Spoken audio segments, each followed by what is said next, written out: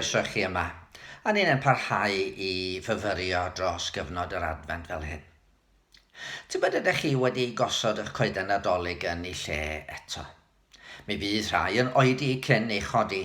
Yn wir yr atgof sydd gen i o fod yn blentyn ydy mae rhyw ddiwrnod neu ddau, y penwythnos cyn yr wyl y bydden ni wrthi.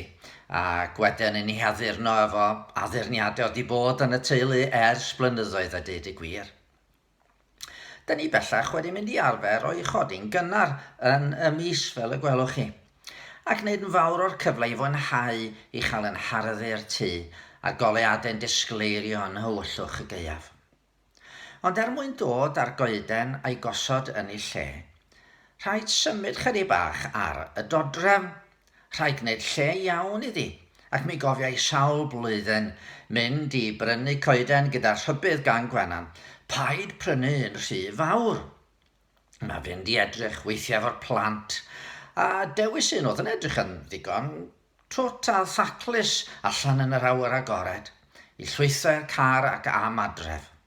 Ond yn ddieithriad, mi fyddai'r goeden yn rhy fawr, meddai Gwenan. Yn wir, dwi yn cofio un flwyddyn lle roedd rhaid dringo dros y soffa i gael o'r stafell fyw i'r gegin, a bu rhaid tocio dipyn ar y goeden y flwyddyn honno.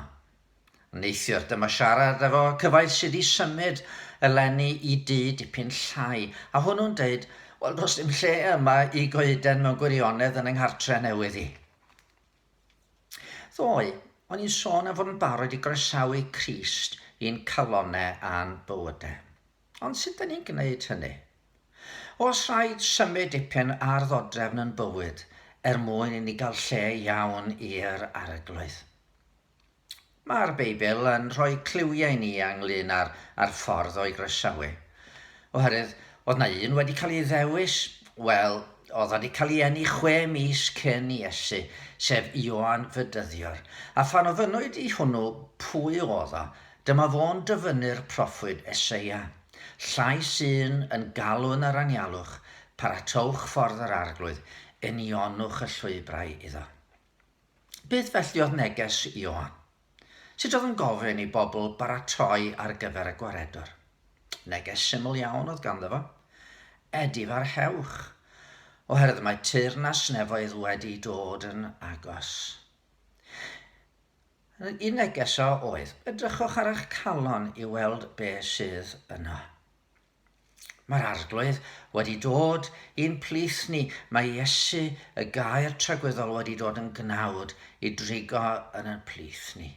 Mwyn i groesawu efo yn iawn. Holwch eich hunan, ydych chi'n caru Duw fel ag y dylech? Ydych chi'n caru'ch cydyn fel chi eich hunan? Ac wrth gwrs, pan da ni'n gwneud hyn, da ni hefyd yn gorfod edrych ar yn bywydau a throi oddi wrth yr agweddau a'r gweithredoedd anghywir hynny, y pethau sy'n llai nag y dylen nhw fod. Tueddiad ni mor aml ydy meddwl yn bod ni'n gallu cynnig rhywbeth i Dduw fydd yn ddigon i'n gwneud yn dda ni olwg. Ond beth oedd Ioan yn ei ddeud, a'r hyn mae'r Efengil yn ei ddeud yw, ystyriwch yr hyn mae Duw ni gynnig i chi. Gnewch le i Iesu yn eich calon, ac nid mewn cornel allan o'r ffordd fel preseb a nifel y Methlehem, ond ar orsef eich calon.